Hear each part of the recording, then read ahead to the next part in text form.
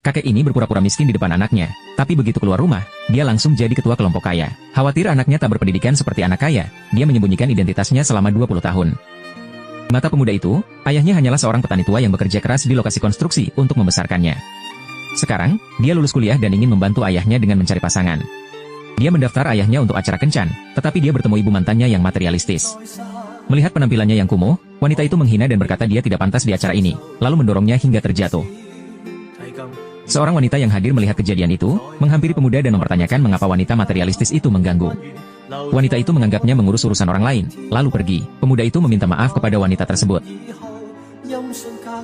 Melihat pemuda tanpa pekerjaan, wanita itu pergi.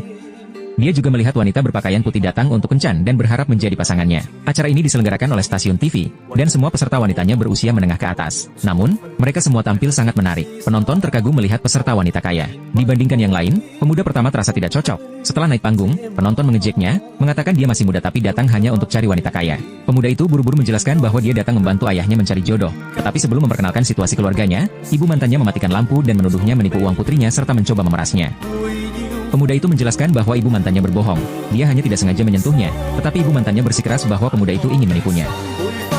Peserta wanita mulai mengejek pemuda itu, tetapi seorang wanita membela pemuda tersebut, mengatakan dia bisa membuktikan bahwa pemuda itu tidak sengaja menyentuh wanita licik dan sudah meminta maaf, sementara ibu mantannya menuduh wanita itu menyukainya.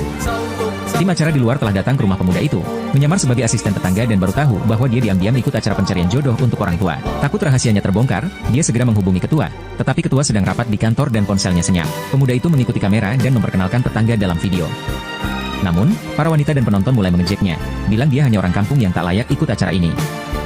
Wartawan dan fotografer masuk rumah pemuda untuk berkeliling dan terkejut melihat lukisan terkenal oleh pelukis Tang Bohu.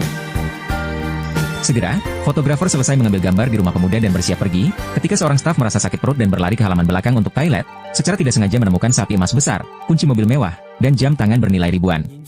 Saat kembali, dia menemukan tumpukan sertifikat properti, dan wartawan menyadari pemuda ini seorang jutawan tersembunyi, lalu memberitahu sutradara. Setelah sutradara tahu kebenarannya, dia minta pembawa acara menghentikan pemuda itu.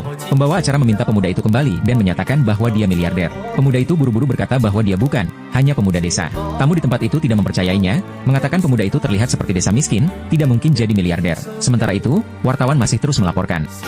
相信大家都跟我一样被先前看到的骗了。其实周先生家真正的样子是这样的。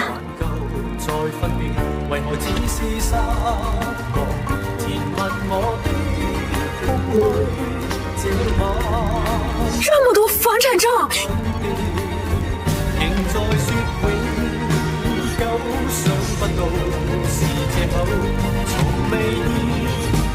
这就是